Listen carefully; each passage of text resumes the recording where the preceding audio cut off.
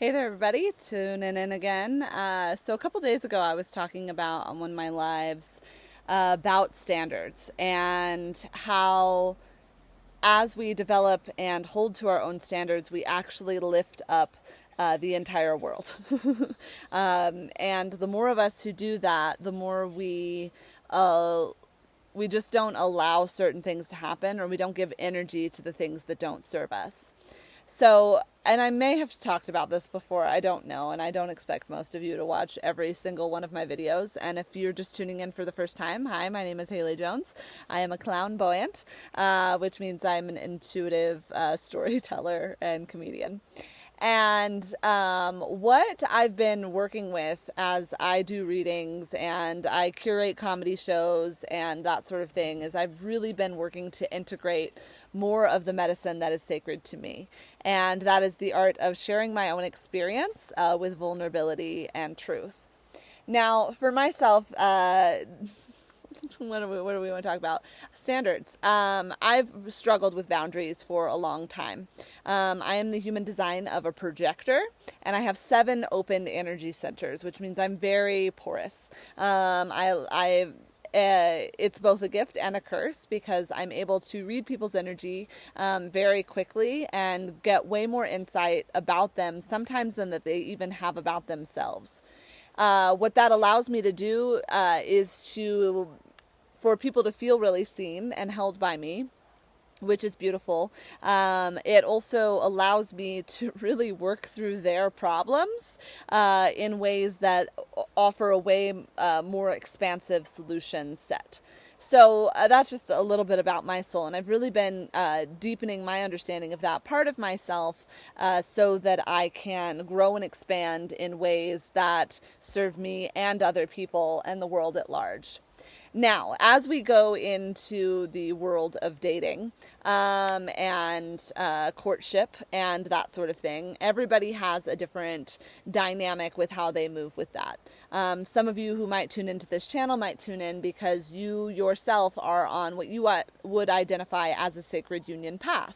I recognize that as a full-on activation that is psychic, it's telepathic, your connection with another person is both otherworldly and sometimes often, through my experience, challenging in this realm. It's almost like the earth can't support that type of love just yet. I do think we're in the process of cultivating that more because there's less and less difficulty around being able to embody these higher frequencies and these multidimensional gifts. Now, all of that aside, we're going to take it to the physical level for a moment. And I'm going to share a story of something that I've noticed in the dating world. There's inevitably a time in the process of dating somebody where the man then becomes very excited to cook me dinner. And he's going to cook Alfredo. It's always Alfredo. And I'm always very excited because the way they're like, I can't wait to cook you my Alfredo. Sometimes it's chicken Alfredo, sometimes it's shrimp Alfredo, sometimes it's regular. I don't know. There's all types of Alfredo. Anyway, I don't often think about Alfredo. I'm more of a red sauce kind of gal. Love Alfredo. I've never really cooked for it or thought about making it myself. So anyway, I'm always very excited because the way that they talk about it, of their making Alfredo, is like they're going to, make everything from scratch. Noodles, the sauce, they are going to, mill the flour on their own. This is their ancient great-great-grandmother's recipe that has been passed down through generations in their family. They're going to milk the cow from which the milk comes, that they make this cream sauce, and it's going to be their Alfredo. And the first time I was younger when it happened, the man got all of the pieces. It was chicken Alfredo. He seasoned the chicken incredibly. Men, if I give them credit for one thing, they know how to cook meat. At least the good ones do. Anyway, he seasoned everything perfectly, and I was like, wow. And then he gets the Alfredo making part, and it's a jar of Alfredo. It is a bag of noodles, and maybe I painted it up in my mind, but the pride that I felt with that is that somebody was very proud to be making something that actually didn't take any skill set. Now, I chalked it off at that point in my life to, okay, that's just that one. And then fast forward years later, another man comes forward, and we reach the point in the dating process where he is going to make me Alfredo. This time it's shrimp Alfredo, all right? And I'm like, whoa, this is next level. He's involving creatures of the sea. And we get to the night of, and it's the same thing. He's cooked the shrimp very well. Shrimp's actually much easier to cook than chicken. And yeah, again, noodles from a plastic bag, not even organic.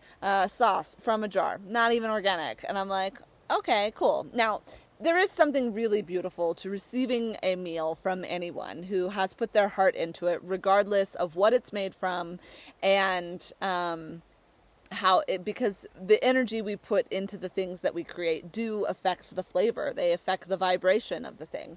So I will honor the pride making these things taste just a little bit better than if somebody who didn't care about me made them. And we're not knocking the men for their efforts. But here's the deal. It's time to raise the standards. Now, as I started to identify this theme, I thought, okay, but like, why do they have so much pride in this? This doesn't make any sense to me. And I think I even asked ChatGPT, and ChatGPT was just like, the bar has been historically low. And that's all I needed to kind of sit with this contemplation. If we have been allowing this low bar, then there's nothing to rise up. We just keep accepting it as is instead of saying, hey, what's something more? And as I identified this for myself, I recently went on a date with somebody who makes Alfredo. They make their noodles from scratch. They make their sauce from scratch. And what I started, and I even saw it with my own brother, because my own brother was like, I'm going to make Alfredo. And I'm like, oh God, he's one of them too. And, but he himself made the sauce from scratch. And so what I view is the progression in my own life is an indication of my own standards and bar being raised, right? It went from chicken Alfredo to shrimp Alfredo to my brother making sauce for the Alfredo to meeting a man who makes his Alfredo entirely from scratch.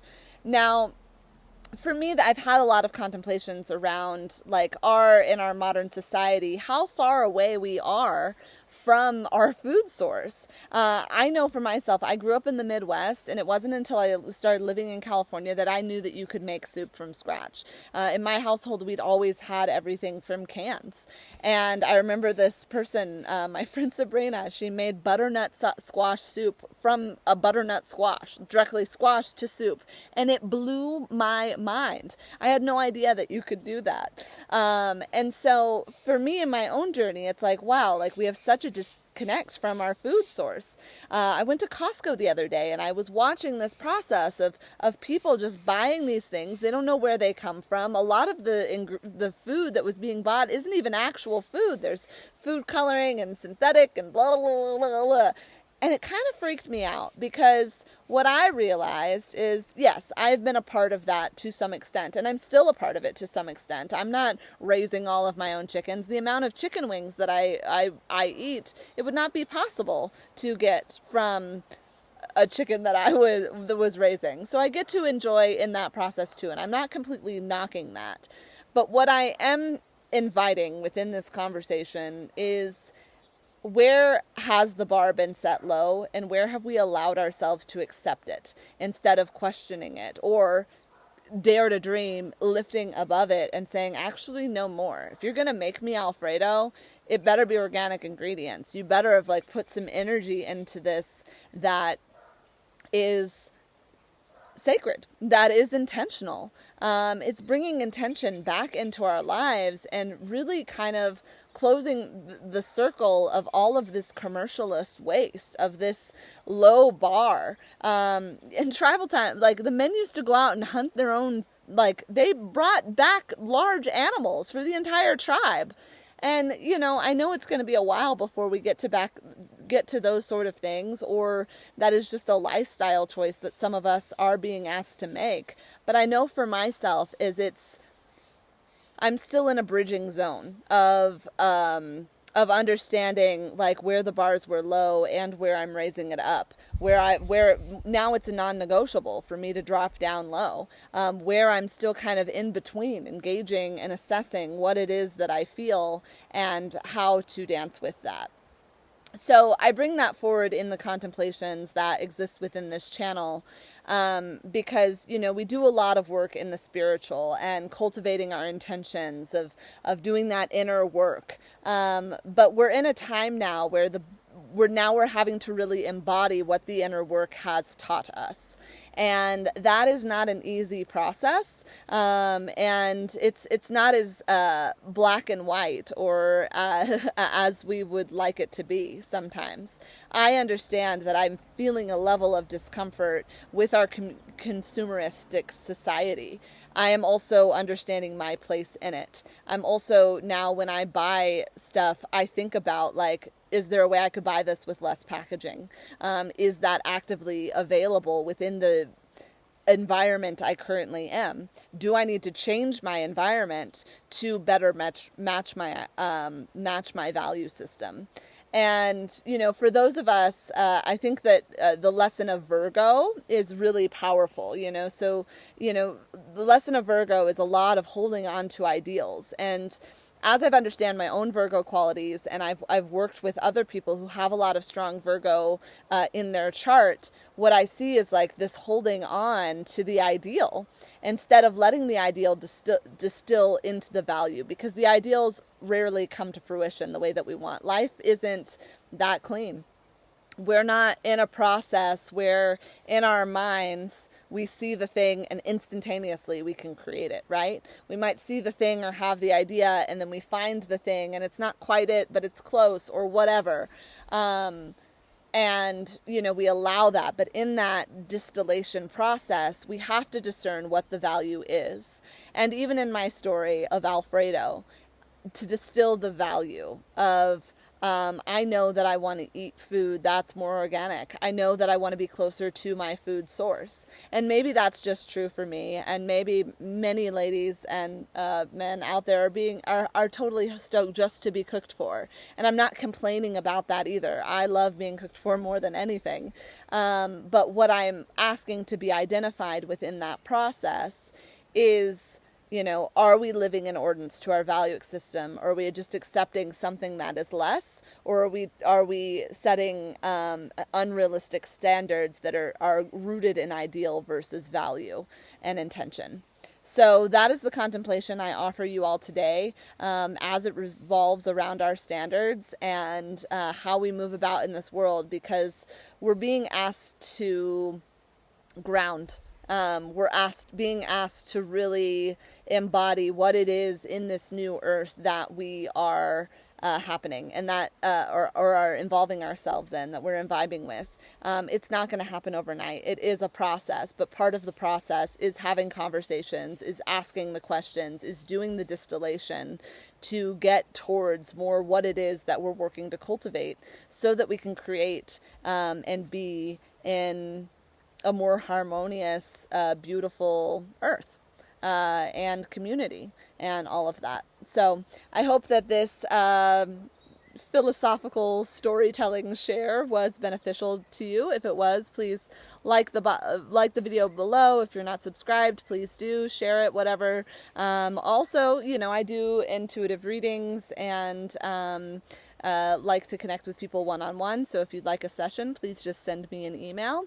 And yeah, without that, I don't know if any hummingbirds came during this call. I wasn't super paying attention, but I positioned my video so that hopefully you would get some hummingbird joy medicine blessed with you during this time. Well, many greetings, many blessings, and have a beautiful day. Aho.